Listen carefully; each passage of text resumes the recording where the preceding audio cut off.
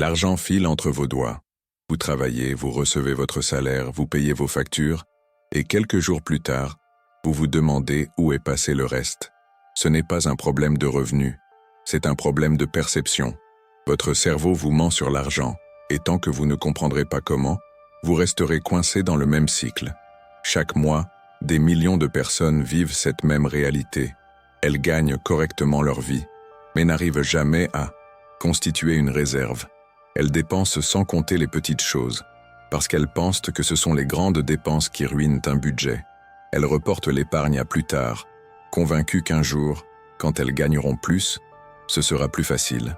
Mais ce jour n'arrive jamais, parce que le problème n'est pas le montant, c'est la façon dont votre esprit traite l'argent. Votre cerveau n'est pas conçu pour gérer l'argent moderne. Il a été façonné pendant des millions d'années dans un environnement où la survie dépendait de la satisfaction immédiate des besoins. Voir de la nourriture, la manger, voir un danger, fuir. Pas de planification à long terme, pas de réflexion sur les conséquences futures, juste l'instant présent. Et cette programmation ancestrale influence encore aujourd'hui chacune de vos décisions financières. Quand vous voyez quelque chose qui vous plaît, votre cerveau active les mêmes circuits de récompense que ceux de vos ancêtres face à un fruit mûr. Il libère de la dopamine, ce neurotransmetteur qui génère du plaisir et qui vous pousse à agir. Acheter devient une récompense instantanée. Épargner, en revanche, active très peu ces circuits. Mettre de l'argent de côté pour un futur lointain ne déclenche aucune satisfaction immédiate. Votre cerveau ne voit pas l'intérêt. Il préfère toujours le plaisir maintenant à la sécurité plus tard. C'est ce qu'on appelle le biais du présent, une tendance cognitive profondément ancrée qui fait que nous surestimons la valeur de ce qui est immédiat et sous-estimons ce qui est futur. 100 € aujourd'hui valent psychologiquement beaucoup plus que 100 € dans 6 mois, même si rationnellement c'est le même montant. Ce biais explique pourquoi vous commandez un repas à emporter alors que vous avez de la nourriture chez vous, pourquoi vous prenez un taxi au lieu du bus, pourquoi vous achetez un vêtement dont vous n'avez pas vraiment besoin. Vous privilégiez le confort immédiat aux bénéfices, différés. Et ce n'est pas tout. Votre cerveau est également terrible pour évaluer les petites dépenses. Il les considère comme négligeables, alors qu'elles s'accumulent discrètement jusqu'à représenter une part considérable de votre budget. Un café à 3 €, un abonnement oublié à 10 € par mois, un achat impulsif à 15 € dans un magasin. Pris isolément, rien de grave. Mais répété plusieurs fois par semaine pendant des mois, ces micro-dépenses deviennent des centaines, voire des milliers d'euros par an. Votre cerveau ne fait pas le calcul. Il ne voit que l'achat du moment, jamais l'effet cumulatif. Cette incapacité à percevoir l'accumulation est renforcée par un phénomène appelé l'effet de dilution mentale. Plus vous fractionnez une dépense, moins elle vous semble importante. Un abonnement mensuel à 12 € paraît anodin, mais c'est 144 € par an. Sur 5 ans, 720 €. Si vous avez 5 abonnements de ce type, vous dépensez 600 € sans même vous en rendre compte. Votre cerveau traite chaque paiement comme une petite sortie d'argent sans jamais additionner le total. À cela s'ajoute l'effet de l'argent invisible. Quand vous payez en espèces, vous ressentez physiquement l'argent qui quitte votre portefeuille. Vous voyez les billets diminuer, vous comptez ce qui reste. C'est concret, tangible. Mais avec une carte bancaire ou un paiement numérique, cette sensation disparaît. Vous tapez un code, vous approchez votre téléphone, et c'est fait. Pas de douleur psychologique, pas de résistance mentale. L'argent devient abstrait, et vous dépensez plus facilement. Des études montrent que les gens dépensent en moyenne 20 à 30% de plus quand ils paient par carte plutôt qu'en liquide, parce que le cerveau ne reçoit pas le signal de perte. Votre environnement amplifie ces biais. Tout est conçu pour vous faire dépenser sans réfléchir. Les promotions qui créent une urgence artificielle. Les abonnements qui se renouvellent automatiquement. Les applications qui mémorisent vos coordonnées bancaires pour simplifier l'achat en un clic. Les publicités qui vous suivent partout en vous montrant exactement ce que vous avez regardé il y a 2 jours.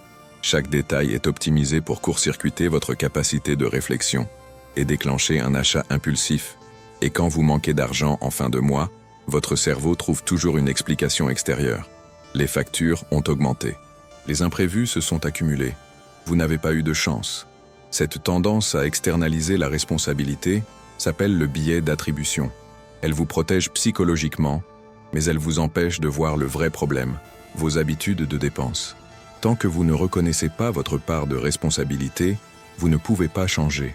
Vous pensez peut-être qu'il suffit de gagner plus pour résoudre le problème, que si vous aviez une augmentation, tout irait mieux. Mais c'est une illusion. Ce phénomène porte un nom, l'inflation du style de vie. Plus vous gagnez, plus vous dépensez. Vous déménagez dans un appartement plus cher, vous changez de voiture, vous sortez dans des restaurants plus chics, vous achetez des vêtements de meilleure qualité. Vos revenus augmentent, mais vos dépenses augmentent au même rythme, parfois plus vite. Résultat, vous ne mettez toujours rien de côté. Vous gagnez plus, mais vous n'êtes pas plus riche. C'est exactement ce qui arrive à la majorité des gens quand ils reçoivent une promotion ou un bonus. Ils imaginent que cet argent supplémentaire va leur permettre de constituer enfin une épargne. Mais dans les faits, ils l'intègrent immédiatement dans leur train de vie. Ils augmentent leurs standards sans même s'en rendre compte. Et 6 mois plus tard, ils sont dans la même situation financière qu'avant, juste avec un salaire plus élevé. Vous croyez aussi que l'épargne doit venir de ce qui reste à la fin du mois. C'est l'erreur là, plus répandue. Vous vous dites que vous mettrez de côté ce que vous n'aurez pas dépensé, mais il ne reste jamais rien, parce que vos dépenses s'ajustent automatiquement à vos revenus disponibles. Si vous avez 1 000 € après avoir payé vos charges fixes, vous trouverez toujours un moyen de dépenser ces 1 000 €. Votre cerveau interprète l'argent disponible comme de l'argent à utiliser. Attendre la fin du mois pour épargner, c'est garantir que vous n'épargnerez jamais. Une autre croyance, tenace, est celle du contrôle par la volonté. Vous pensez que si vous faisiez juste un peu plus d'efforts, si vous vous contrôliez mieux, vous réussiriez à gérer votre argent. Mais la volonté est une ressource limitée. Elle s'épuise au cours de la journée. Après avoir pris des dizaines de décisions au travail, après avoir résisté à plusieurs tentations, après avoir géré du stress et de la fatigue, votre capacité de résistance diminue. Et c'est à ce moment-là que vous craquez. Vous commandez à manger, vous achetez quelque chose en ligne, vous vous offrez une petite récompense. Compter sur la volonté pour gérer vos finances, c'est se condamner à échouer. Vous pensez également que les petites économies ne valent pas la peine, qu'économiser 3 € sur un café ou 5 € sur un abonnement ne changera rien à votre situation. Mais c'est exactement l'inverse. Ce sont précisément ces petites sommes répétées qui créent la différence. Si vous économisez 5 € par jour, c'est 50 € par mois, 1 800 € par an. En 10 ans, 18 000 €, sans compter les intérêts si vous investissez cet argent. Le problème, c'est que votre cerveau ne voit pas cet horizon. Il ne calcule pas l'accumulation. Il voit juste 5 € et il trouve ça dérisoire. Beaucoup de gens croient aussi qu'ils ont besoin d'un gros montant pour commencer à épargner, qu'il faut attendre d'avoir assez d'argent de côté avant de vraiment s'y mettre. C'est un piège mental, parce qu'il n'y a jamais assez. Il y a toujours une raison de reporter. L'épargne ne commence pas avec un gros montant. Elle commence avec une habitude. 10 € par mois valent mieux que 0, parce que ce n'est pas le montant qui compte au début, c'est le geste. C'est le fait d'ancrer un comportement, de créer une routine, de transformer l'épargne en automatisme. Vous pensez peut-être aussi que gérer son argent, c'est se priver, que pour économiser, il faut renoncer à tout ce qui vous fait plaisir. Mais c'est une vision déformée. Gérer son argent, ce n'est pas se priver, c'est choisir. C'est décider consciemment où va votre argent, au lieu de le laisser disparaître sans savoir comment. C'est préférer dépenser sur ce qui compte vraiment pour vous et éliminer ce qui ne vous apporte rien. Ce n'est pas une privation, c'est une priorisation. Alors, comment sortir de ce cycle? Comment reprendre le contrôle quand votre cerveau travaille contre vous? La première chose à faire, c'est d'automatiser votre épargne. Ne comptez jamais sur votre volonté ou sur ce qui reste en fin de mois. Dès que votre salaire tombe, transférez automatiquement un montant fixe vers un compte d'épargne séparé. Même si c'est 50 €, même si c'est 20. Faites-le avant de voir cet argent sur votre compte courant, avant que votre cerveau ne l'enregistre comme disponible. Ce que vous ne voyez pas, vous ne le dépensez pas. L'automatisation contourne le biais du présent en retirant la décision de l'équation. Ensuite, rendez visible l'invisible. Suivez vos dépenses pendant un mois complet. Chaque café, chaque abonnement, chaque achat impulsif. Notez tout. Vous serez surpris de découvrir où part réellement votre argent. Parce que tant que vous ne mesurez pas, vous ne pouvez pas corriger. La plupart des gens surestiment leurs dépenses importantes et sous-estiment drastiquement leurs petites dépenses récurrentes. En rendant tout visible, vous cassez l'illusion et vous reprenez conscience. Créez ensuite des catégories mentales claires. Votre cerveau fonctionne mieux avec des compartiments. Au lieu de voir votre compte bancaire comme une masse indistincte d'argent disponible, divisez-le mentalement en enveloppes. Loyer, nourriture, transport, loisirs, épargne. Attribuez un montant maximal à chaque catégorie et respectez-le. Quand une enveloppe est vide, vous arrêtez de dépenser dans cette catégorie jusqu'au mois suivant. Ce système limite les dégâts et vous force à prioriser. Réduisez aussi les frictions pour l'épargne et augmentez-les pour les dépenses. Facilitez ce qui est bon pour vous, compliquez ce qui est mauvais. Supprimez les coordonnées bancaires enregistrées sur les sites d'achat en ligne. Désactivez les paiements en un clic. Désabonnez-vous des newsletters promotionnels. Retirez les applications de shopping de votre téléphone. Chaque petite friction supplémentaire avant un achat vous donne le temps de réfléchir et réduit les achats impulsifs. Appliquez la règle des 48 heures pour tout achat non essentiel. Vous voyez quelque chose qui vous plaît? Attendez 2 jours avant d'acheter. Notez-le. Prenez une photo, mais ne l'achetez pas immédiatement. Dans la majorité des cas, après 48 heures, l'envie aura disparu. Votre cerveau aura eu le temps de sortir du mode dopamine et de revenir à un jugement rationnel. Vous réaliserez que vous n'en aviez pas vraiment besoin. Identifiez aussi vos déclencheurs émotionnels. Beaucoup de dépenses ne sont pas rationnelles, elles sont émotionnelles. Vous achetez parce que vous êtes stressé, triste, ennuyé, fatigué. Vous utilisez l'achat comme une régulation émotionnelle. Reconnaître ces moments est essentiel. Quand vous sentez l'envie de dépenser, demandez-vous ce que vous ressentez vraiment.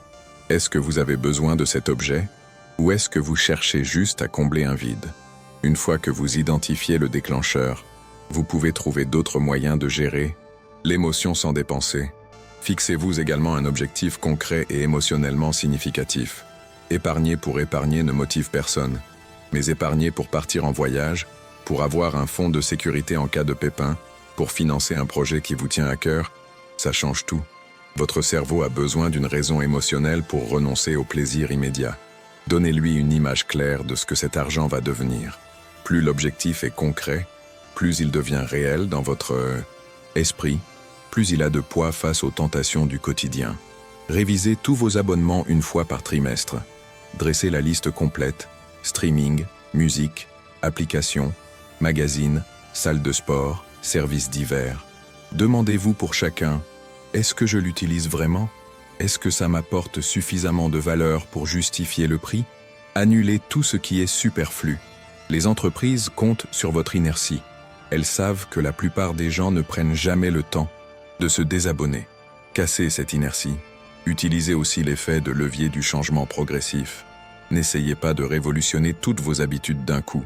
Votre cerveau résistera et vous abandonnerez. Commencez par un seul petit changement.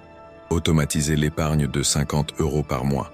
Une fois que c'est devenu naturel, ajoutez un autre changement. Suivez vos dépenses pendant une semaine, puis une autre habitude, puis une autre. Chaque petit changement renforce votre sentiment de contrôle et rend le suivant plus facile. Apprenez aussi à différencier besoin et envie. Un besoin est quelque chose qui affecte directement votre survie, votre santé ou votre capacité à travailler.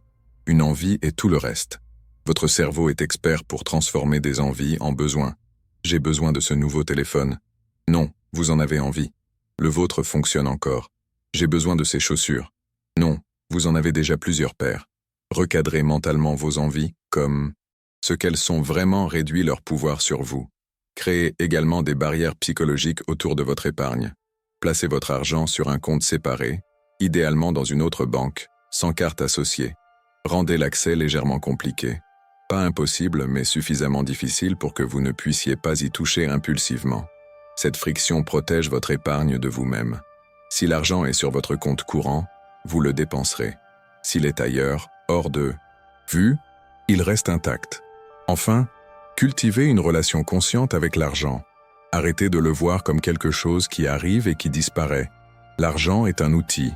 Il représente votre temps, votre énergie, vos choix. Chaque euro que vous dépensez est une heure de travail échangée. Quand vous achetez quelque chose à 30 €, demandez-vous combien de temps vous avez dû travailler pour gagner ces 30 €. Est-ce que cet achat vaut ce temps? Cette perspective change tout. Vous ne manquez pas d'argent, vous manquez de conscience. Votre cerveau fonctionne sur des automatismes qui étaient utiles il y a des milliers d'années, mais qui sabotent vos finances aujourd'hui. Tant que vous ne comprenez pas ces mécanismes, vous restez à leur merci. Mais une fois que vous les voyez, une fois que vous reconnaissez les pièges, vous pouvez les contourner. Vous pouvez mettre en place des systèmes qui travaillent pour vous, pas contre vous. L'argent ne disparaît pas par hasard. Il disparaît parce que vous laissez vos biais cognitifs aux commandes. Reprendre le contrôle ne demande pas de gagner plus, mais de dépenser différemment. De créer des habitudes qui alignent vos actions avec vos objectifs. De traiter l'épargne comme une priorité, pas comme un luxe. De voir chaque dépense comme un choix conscient, pas comme un automatisme. Votre situation financière dans 5 ans sera le résultat des décisions que vous prenez aujourd'hui. Pas de vos revenus, de vos décisions.